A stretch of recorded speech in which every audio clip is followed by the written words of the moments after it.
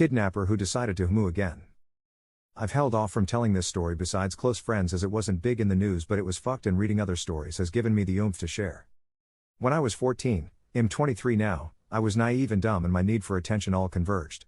I was abused, alone, and hardly had friends because I wasn't allowed to hang out with my friends except in school. I discovered Omegle as most teens did in the mid-2010s. I met a guy from Mo and he claimed to be 20, his name is Noble. We talk and my birth giver found out and kept making steps to keep me from talking to him, but I was stubborn and thought he loved me. So our relationship goes on as I'm taken from my home and put in a safe house to protect me from being exploited. The thing is, I still had access to a cell phone, Wi-Fi, and anything on the internet. So Noble and I keep talking and I find out he is not in fact 20 but he is 31. I was delusional and was like, oh, that's fine, because again, I believed he loved me and only he loved me. Lots of in and out of youth homeless shelters and programs, and I was then placed back with my birth giver for a short amount of time, but was taken again and given to my biofather, who then also proceeds to find out about this man and try and prevent me from talking to him. It worked for a while as I was in therapy and on meds. After we moved, I was taken off my meds and out of therapy, and I started acting up and reaching out to him again.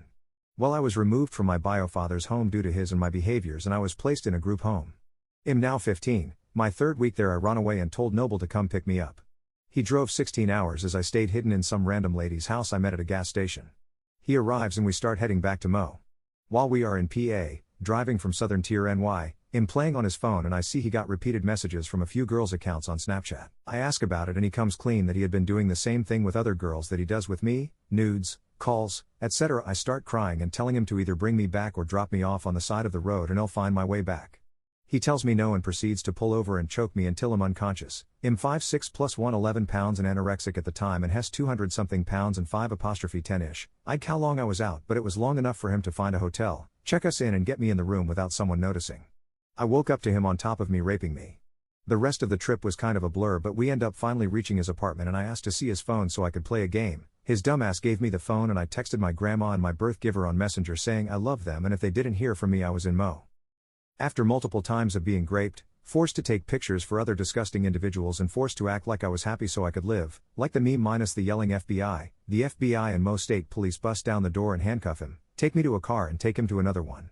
They took all his computers, hard drives, etc. and I was brought to the juvie, then transferred to the mental ward for weeks, then back to juvie, ward of the state, and I said I wanted to die BC of all of this happening. Instead of being treated like a kid who was groomed and raped and kidnapped, I was treated like a criminal. I was in Mo for a month before I was put on a plane and sent back to NY, where I was quickly put into residential. He was sentenced to 30 years for what he did to me and other girls my age. I tell this story now because he randomly found my Instagram and started trying to reach out to me again from prison. I told him he was disgusting, I wasn't a naive kid anymore, and that he needs to leave me alone. He got the memo the first time, thank fuck, but he should have never been able to reach out. I keep my eye on where he goes, but it seems Hess either working his years off or Hess been getting less time somehow because his years dropped from 30 to 26 that he needs to serve. So Noble, if you're on your little prison tablet and somehow on this subreddit, I hope we never meet again. Edit, spelling and wording.